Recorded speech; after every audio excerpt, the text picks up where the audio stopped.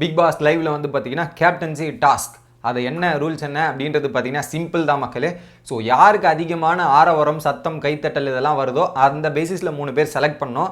இதில் என்ன ஆச்சுன்னு பார்த்தீங்கன்னா ஒரு வாக்குவாதம் ஒரு கான்ட்ரவர்சி ஆச்சு. அதில் பார்த்தீங்கன்னா வரும்போது ஃபஸ்ட்டு போய் நிற்கும் போது அர்ச்சனா மற்றும் கூல் சுரேஷுக்கு ஹெவியான கைத்தட்டல் ஆரவாரம் வேற லெவலாக வந்தது. என்ன ரீசன்னா 2 பேரையும் வச்சு செய்யலாம் கேப்டனாக இருந்தா, அப்போ தான் அந்த கேப்டன்சியோட இது என்ன அப்படின்றது கிளியராக தெரியும். அதை புரிய வைக்கிறதுக்கு ஒரு இதுவாக தான் பிளான் பண்ணி ஓட்டு போட்டிருக்காங்கன்னு அப்படின்னு வச்சுக்கலாம். ஓட்டு போடுறதில்ல. ஸோ அவங்களுக்கு இது கைத்தட்டலும் ஆரவாரம் தெரிவிக்கிறது இப்படி பண்ணியிருந்தாங்க. இவங்க 2 பேரும் மெஜாரிட்டியாக வந்துட்டாங்க. பட் இந்த 3வது நபருக்கு தான் ஒரு கன்ஃபியூஷன் ஆயிடுச்சு. ஜோவிகா, விக்ரம், விஷ்ணு, மணி இந்த கேட்டகரியில் 4 பேர் 3வது இவங்க எல்லாருக்குமே வந்திருந்ததுன்ற மாதிரி 4 பேருக்கு நாமினேஷன் வராங்க. ஸோ அந்த இடத்துல என்ன பண்ணுறாரு பிக் பாஸ் வந்து ஒரு விஷயத்த சொல்லிடுறாரு.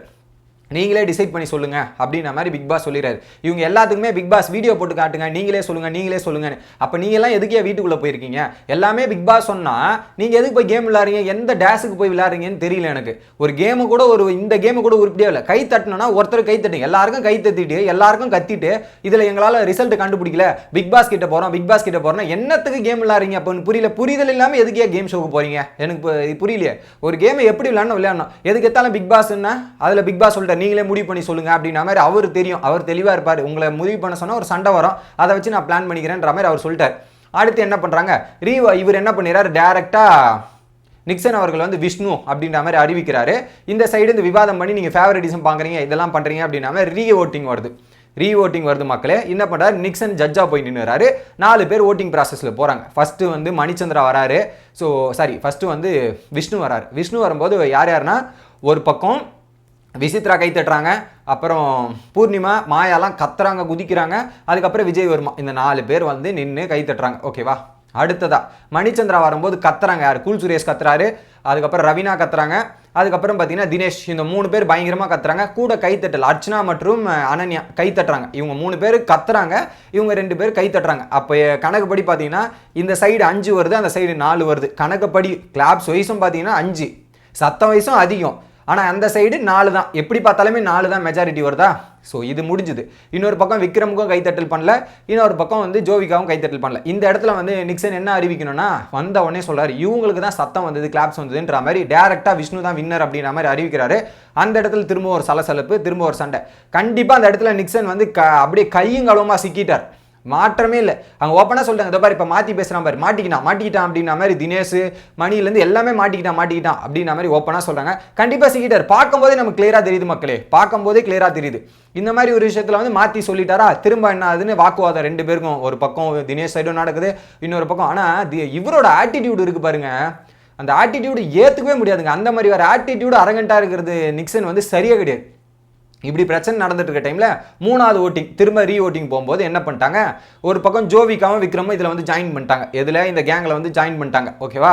இப்போ 2வது டைம் கவுண்டிங் போகும்போது 6ஆவரம் சத்தம்லாம் கவுண்ட் பண்ணும்போது 6ஆவரம் பயங்கரமாக கூல் சுரேஷ்லேருந்து ரவுண்ட் அடிச்சு செம்மையாக கத்துனாங்க. கத்துற வயசு செம்மையாக கத்திட்டு என்ன பண்ணிட்டாங்க, போய் நின்ட்டாங்க. இதில் 5 பேர், அங்கே 6 பேர் ஆயிடுது. ஓகேவா. ஸோ இதில் 5 6 ஆயிடுதா.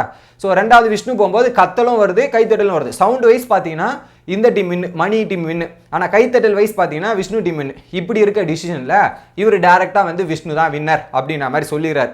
அந்த சைடு தான் ஓட்டு ஒரு குரூப்பிசம் மாதிரி நடந்துருச்சு. யார்?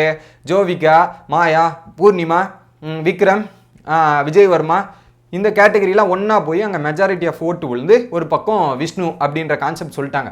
இந்த இடத்துல வந்து கரெக்டாக பிளான் பண்ண மாதிரி விஷ்ணுக்கு ஆயிரணும் அப்படின்ற மாதிரி நடந்துச்சு. பிக் பாஸ் கேட்கும்போது அறிவிச்சிட்டார். இந்த இடத்துல கேப்டன் நிக்சன் சரியாக பயன்பட்டாரா அப்படின்னு கேட்டிங்கன்னா சுத்தமாக இல்லை. அவர் ஓவராக பேசி அவர் பண்ணுற ஆட்டிடியூட் அருக என்ன பண்ணுவீ அப்படின்ற மாதிரி தினேஷ் கிட்ட பேசுகிற ஆட்டிடியூட் இருக்கே, இதெல்லாம் இருக்கே ரொம்ப மோசமாக இருக்குது. நீ மட்டும் ஒழுங்காக பண்ணிட்டீங்களா, நீங்கள்லாம் இதெல்லாம் கரெக்டாக பண்ணிட்டீங்களா அப்படின்ற மாதிரி பல விஷயங்கள் வந்து தினேஷ் கேட்குறாரு, அவர் கேட்குறாருன்னும் போது வேற மாதிரி வாக்குவாதம்லாம் போகுது. அதில் இவரோட ஆட்டிடியூட் அரகண்ட் இருக்கு பாரு, நீங்கள்லாம் பேசாதீங்க, எக்ஸ்ட்ராலாம் பேசக்கூடாது, நீங்கள் கம்முன்னு இருங்க, பேசக்கூடாது கம்முன்னு இருங்கன்னு சொல்கிற ரைட்ஸ் வந்து நிக்சனுக்கு யாருக்குமே கொடுக்கல. நீ பேசக்கூடாது சும்மா இருங்க இதை மாதிரி சொல்கிறதுக்குலாம் இல்லை. நிக்சன் அந்த இடத்துல கேப்டனாக சரிப்பற செயல்படல. ஒரு நடுவராக போனால் கரெக்டாக அப்சர்வ் பண்ணியிருக்கணும்.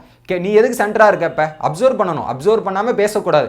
இதில் வந்து நீ ஒழுங்காக கவனிக்கலாம், இப்போ உன் மேலே பிழை, அதுக்குன்னு திருப்பி ரீகவுண்டிங்கே போயிட்டு இருப்பீங்களா? ரீகவுண்டிங் போகக்கூடாது, நீ கரெக்டாக பார்த்து சொல்லிக்கணும். அந்த ரவுண்டில் அவர் வின்னரு, 3வது ரவுண்டு போகும்போது உங்களுக்கு ஓட்டிங் பேசிஸ் ஆள் அடிப்படையில் உங்களுக்கு அதிகமாகிட்டு நீங்கள் வின்னர் கொடுத்துருவீங்க. இது எந்த விதத்தில் நியாயம்ன்றது எனக்கு தெரியல. நிக்சன் அந்த இடத்துல அன்ஃபேராக தான் செயல்பட்டார் அப்படின்றத என்னோட கருத்து.